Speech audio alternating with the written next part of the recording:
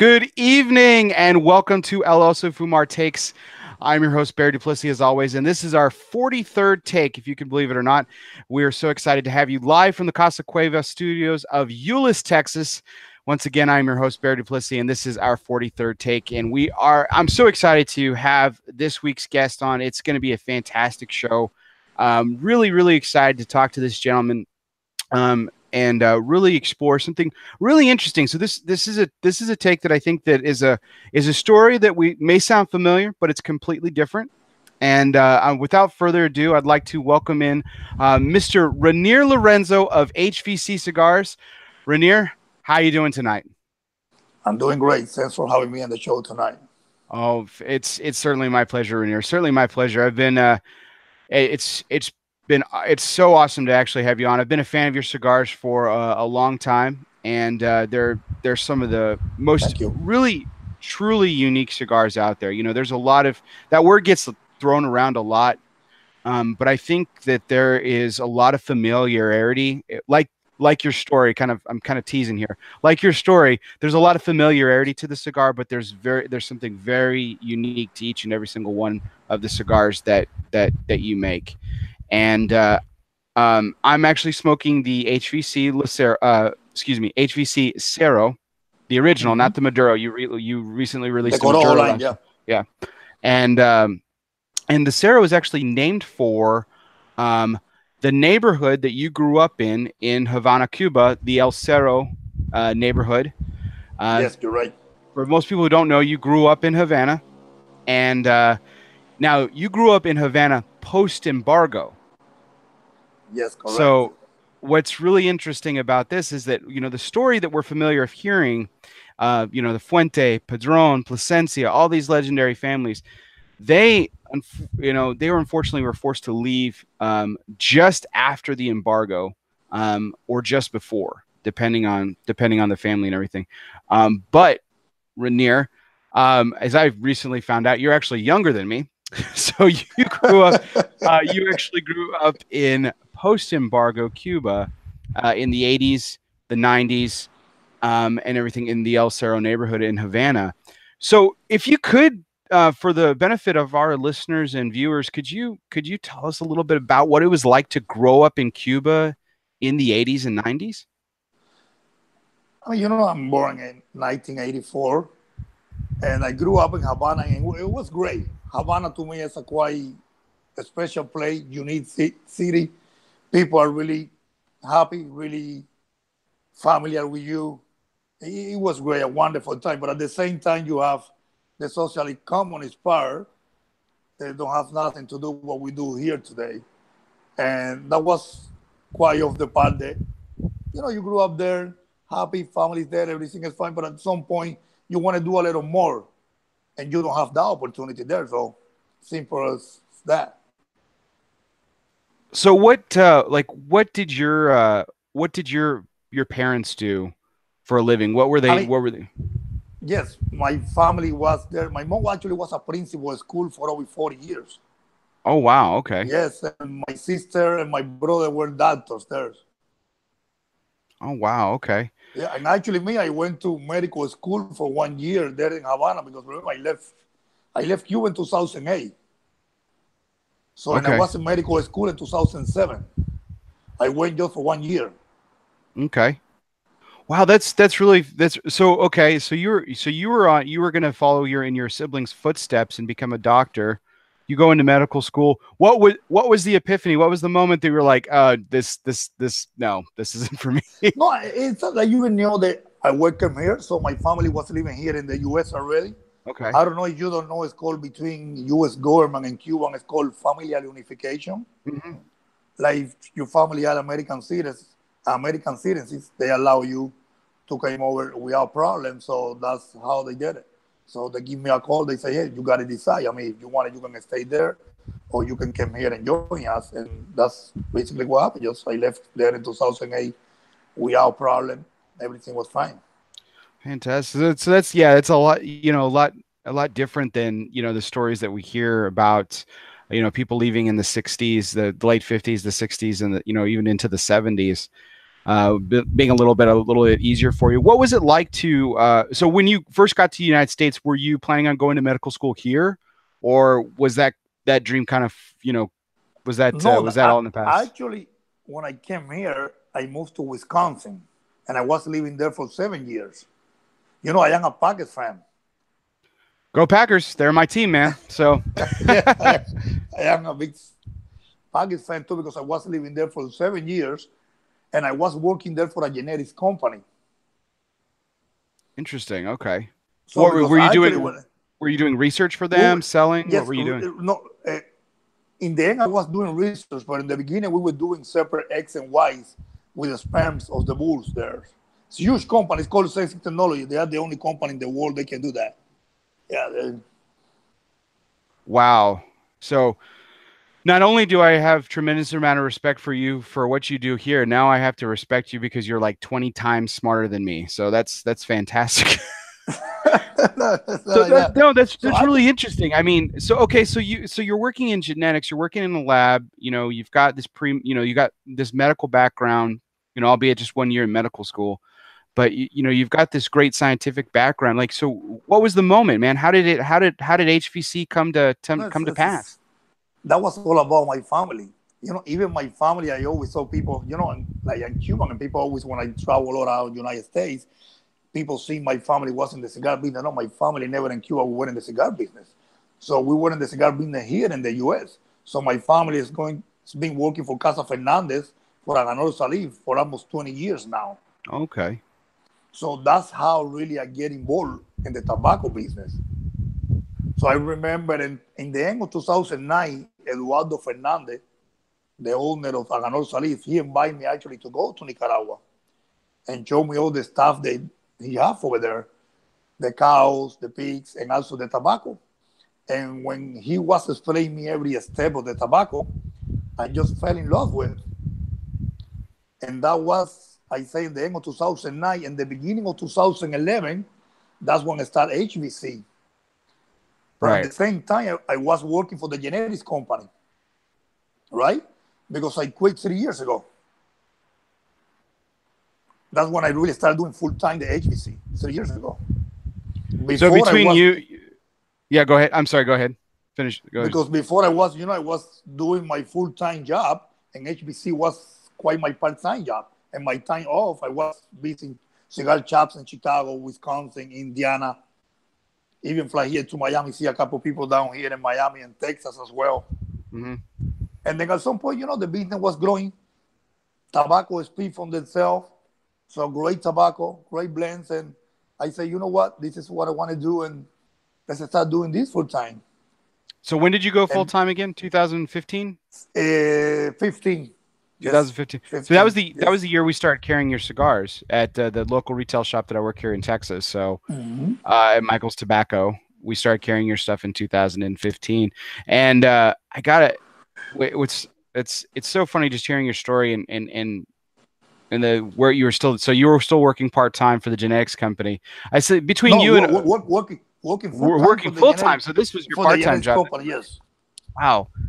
Man, that's incredible. So between you and Omar DeFrias, who worked at NASA, I mean, you guys could probably literally take over the world between the brains I mean, of the two of you.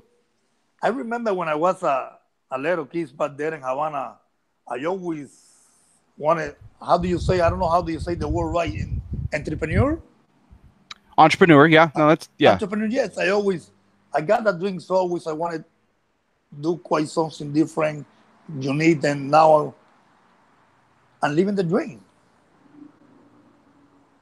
Just working for myself, getting out there, meeting people. That's all about it. Making incredible cigars, I mean, can't go wrong with. I mean, Aganorsa tobacco right now.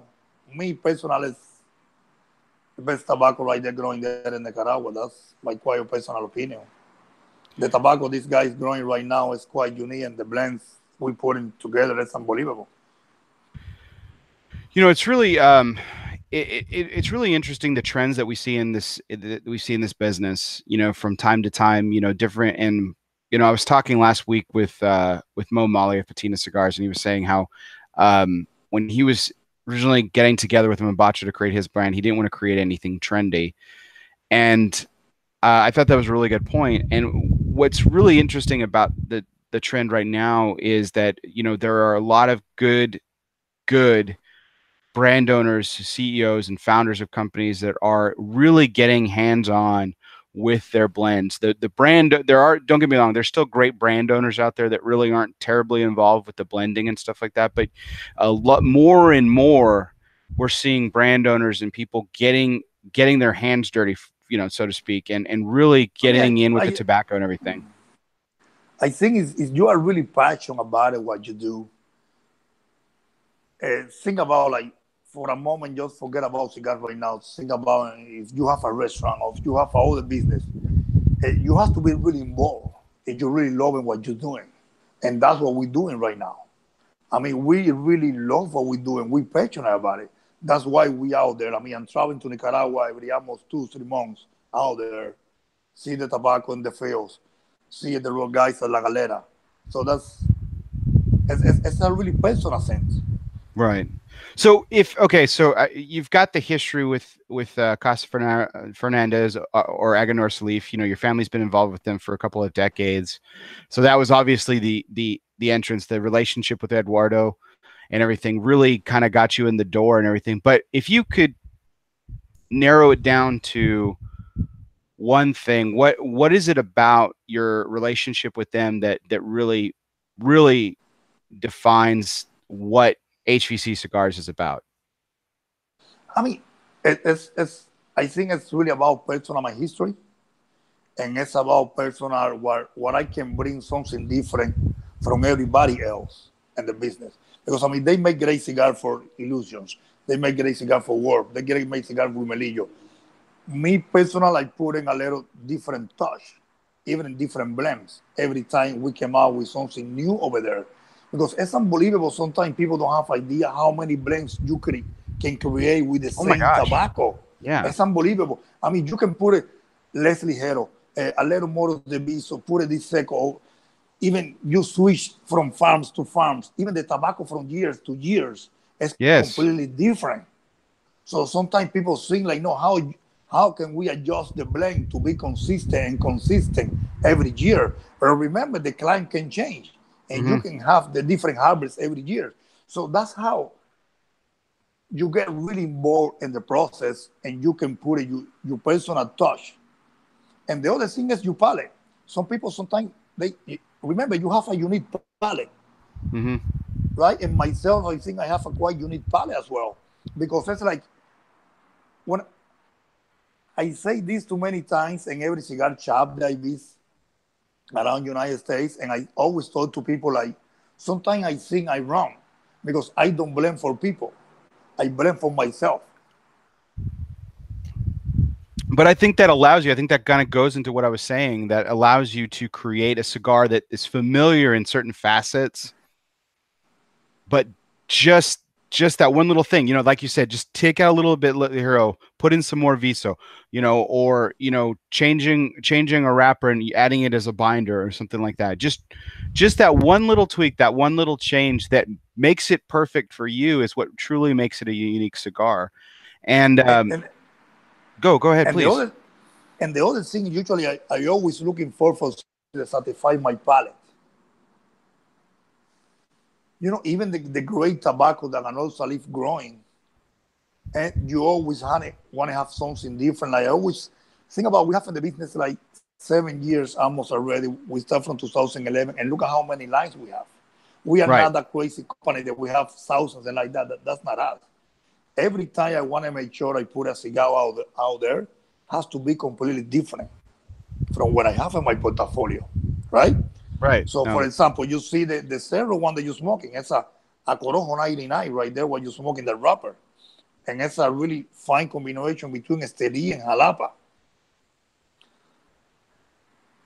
But now, if you can start smoking the San Isidro with a Havana wrapper, it's completely 100%.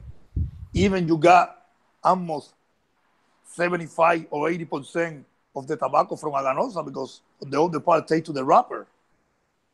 It's completely different cigar, completely different profile.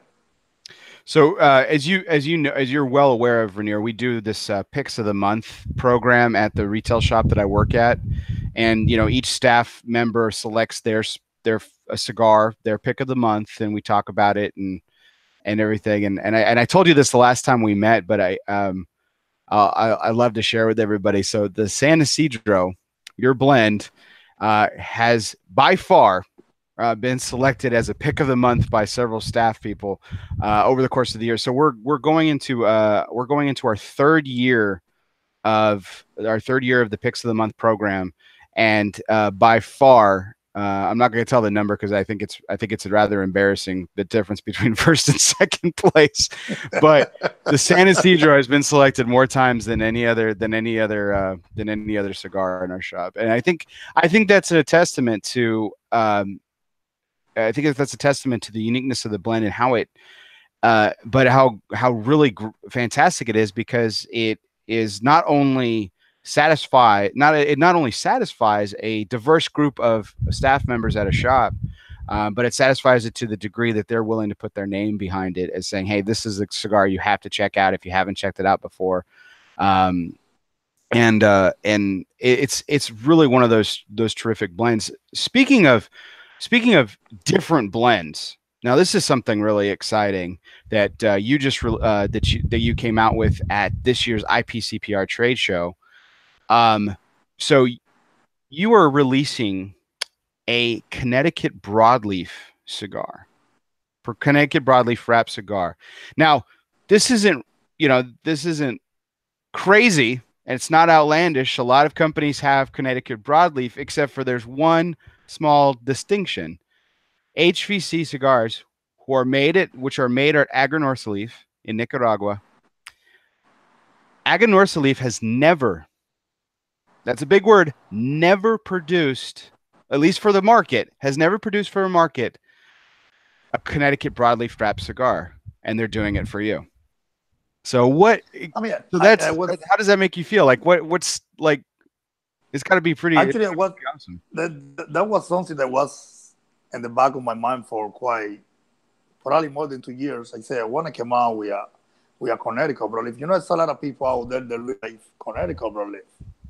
In the market is incredible, all the Connecticut broadleaf. I said, well, how can I come out with something completely different and quite unique? And actually, the broadleaf that we're using is a Viso. Really? Yes, it's a Viso.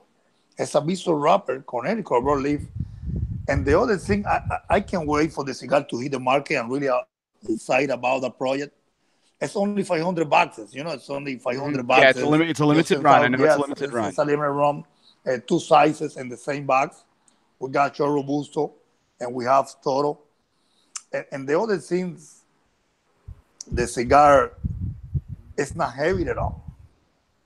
With the Viso, I'm sure it kind of the strength is lower. Yes, it is. It is. It's quite, to me, it's quite a medium full, or can be a medium plus, but it's a quite finesse broadleaf that you smoking, quite different from what I have been smoking myself for the rest of the market. I'm really excited about. I want to hear what people say when the cigar hit the market, and just hopefully they share with me what we did there. And actually, the tobacco that we put inside, I was really picky when I was down there selecting the tobacco with our team over there. We Eduardo, Max, Jacinto, all these guys with a lot of knowledge in tobacco, and I can't wait. I can't wait. Actually, probably I think next week we're going to start shipping them. Next week, fantastic. Yeah. Yes. So I didn't know when it was going to be. That's wonderful news for everyone watching. That's really exciting, guys. You need to check this cigar out. I was fortunate enough to smoke it at the show. I didn't want to spoil it too much. I didn't want to smoke. I have another one that you gave me, Reinier, and I didn't want to smoke it on air because I didn't want to. If it was still a couple months out from being released, I didn't want to spoil people's too fun. I should have in hindsight though, but it's a great cigar. Everyone wants to check it out. It's a broadleaf cigar, first and only broadleaf cigar released to the market from Aganorsa Leaf for HVC Cigars. And so there's another cigar that you're releasing. It's your limited edition 2018. Okay, so this is Yes, a I mean, that's not a limited edition. That's a special edition 2018. special Remember, edition 2000. we have a special edition 2015.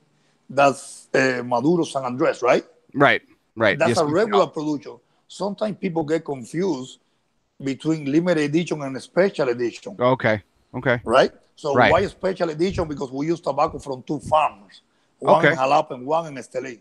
That's what we call the tobacco special edition. Well, fantastic. So the special edition 2018. It's Now called this, Ojo 99.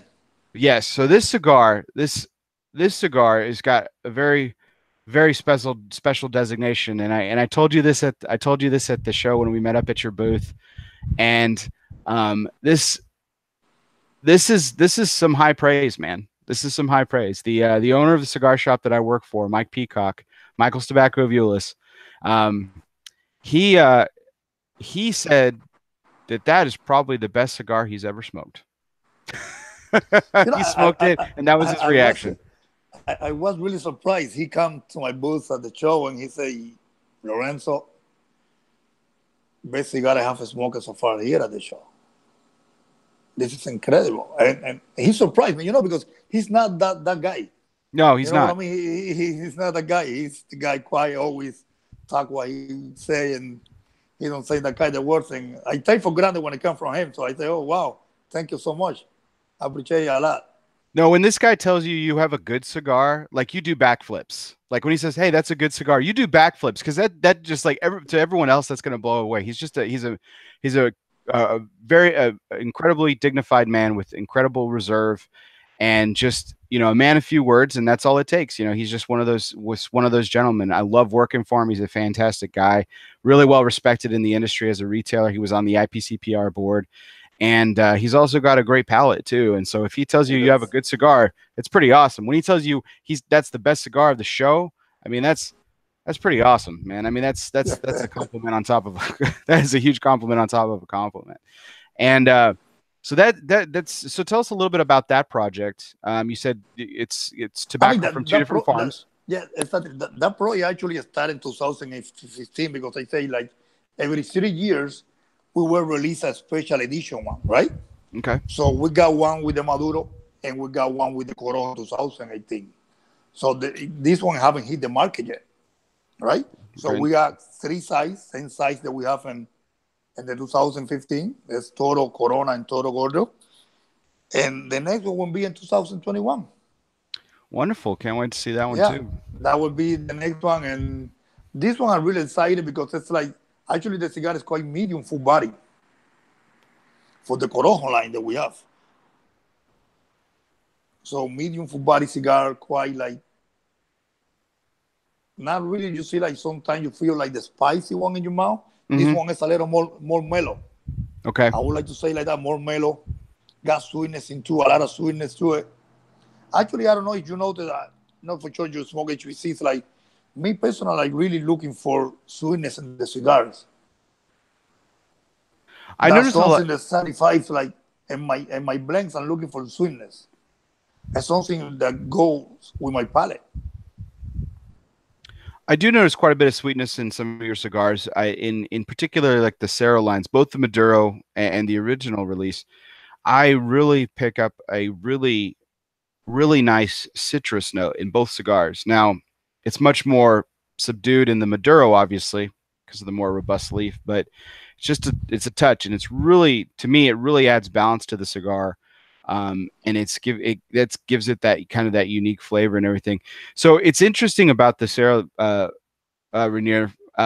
This cigar, I loved the 2015 special edition. Loved that cigar from the very first second I smoked it. That was a phenomenal smoke. I loved it.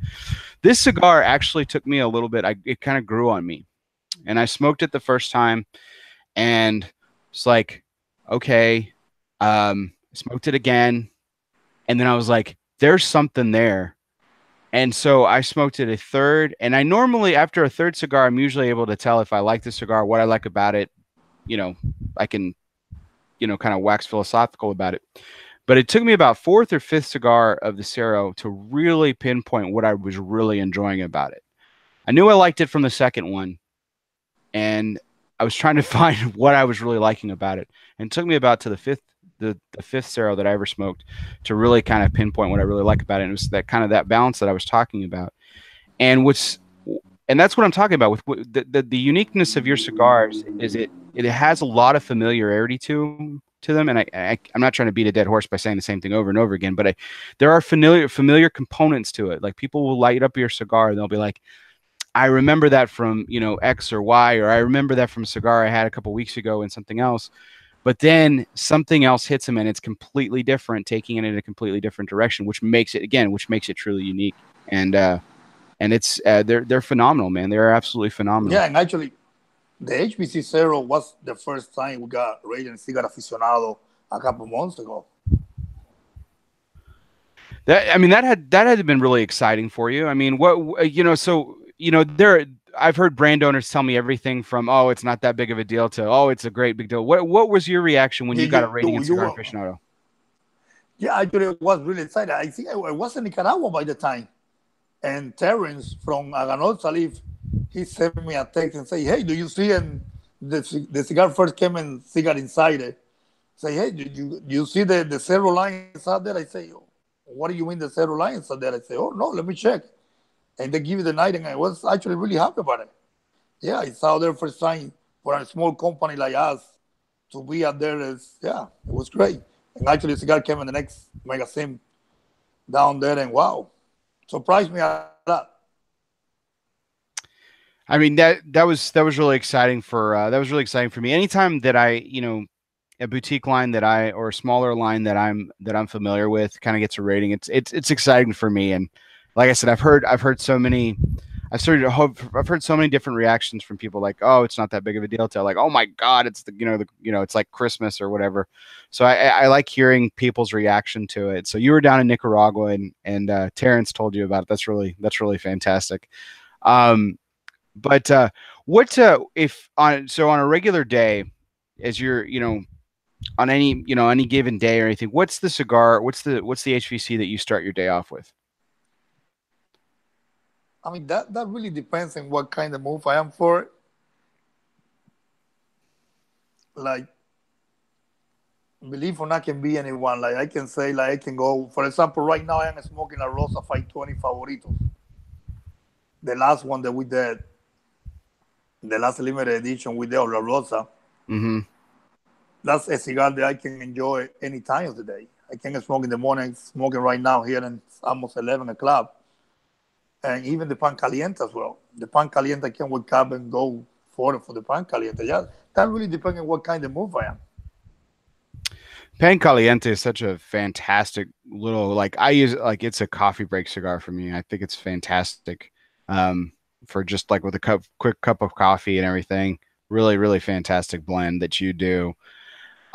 So I get the last question I want to close this out with, Rainier, and this is kind of a little bit different. So I wanted to ask you, so for a guy in 2007, so 11 years ago, in 2007, you're a medical student, okay, and in 2018, you are now a cigar brand owner of a Cigar Aficionado rated cigar, one of the hottest brands right now on the market. People are talking about your manufacturer. People are talking about you. You got these two great cigars that are coming out that everyone's chatting about, and just getting a lot of great play of it. So, if you could go back in time and tell Rainier in 2007 one thing, what would you tell him? Same thing. I will not change the same. You know, Just I stay will the not course. change. Just stay the course, Yeah, man. Do what you're believe me, gonna do. stay the course. Yes, believe me, stay the course. I'm really happy right now. I can.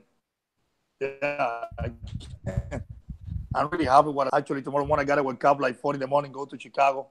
We say accounts there. I got a big event and Wisconsin on Friday at Lake Country Cigars, and I will not change the thing. Yeah, I'm really happy with what I'm doing, and you enjoy every moment. You know what I mean? Like every step you learn. Even now, you keep learning and learning everything. So, like, it's part of the life.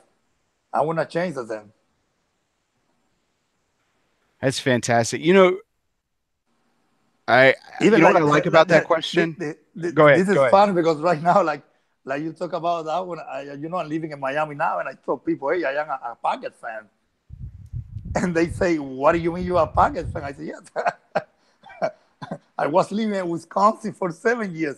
Wait a second, what do you mean you from Havana to Wisconsin? that, that made that sound, a Cuban guy in Wisconsin. Yeah. Uh, What really quick? What was your first winter like in Wisconsin? That's good. oh, it was. I remember it was in December of 2008. It was December, and the winter was, there is every year it's cold, really cold. Yeah, of course. And I remember was like, you know what? I'm gonna call my family and say, hey, this is not for me. But you're 23 years and really excited about what next and say, hey, let's stay here and see what happened. And I really enjoy it. Can't complain. I really enjoy living there. That's fantastic, man. That's funny. I really like asking questions like that because that's an answer I honestly wasn't expecting. Because normally when you ask anybody like, "Hey, if you could go back and talk to yourself 10 years ago, 5 years ago, Hey, 20 years ago, whatever." you're breaking off. What? You're breaking up. What do you say? I really like asking that question, and because it always people come back with just such unique answers, and that's the first time I've honestly ever asked a question like that. Like, hey, if you could go back and talk to yourself, a few years ago, what would you say?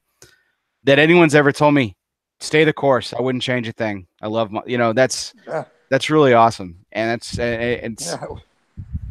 it's indicative of the fact that you are living the dream. You are living what you have said, what you're meant to do. You're doing what you're meant to do, man, and it's absolutely fantastic. So, Reinier, thank you so much for joining us tonight. It was absolutely fantastic. I hope everyone enjoyed hearing Reinier's story. Go out, try some of HVC Cigars. They've got some fantastic blends from the Cerro Maduro, the San Isidro, which is a fan favorite at Michael's Tobacco shops, of course, and the limited edition 2015, the new broadleaf, which will be coming out, hopefully shipping next week, and the new special edition 2018, which will be released at a future date. Great cigars. Reinier is a tremendous individual. And Reinier, thank you from the bottom of my heart. Appreciate you joining us tonight. We really appreciate it. Thank you so much. Thank you. And thank you so much for having me on your show. Thank you. Appreciate that. Thank you. Absolutely my pleasure. And so everyone out there, we really appreciate all your likes, shares, comments. Keep on tuning in. We've got some great shows coming up.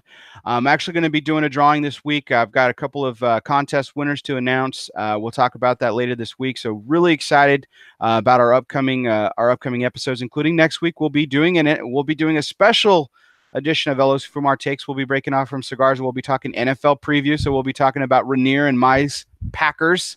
Go Pack Go. Fantastic. Really excited for that. So stay tuned on that and our upcoming schedule. We got some fantastic takes coming your way. So as always, live from the Casa Cueva studios of Euless, Texas, this was our 43rd take. Reinier Lorenzo of HVC Cigars joined me tonight, and it was a fantastic take. So rewind it, watch it again, or rewind it and watch it for the first time. I really appreciate you as always. I'm Bear Duplessis. We'll see you next time. Thank you.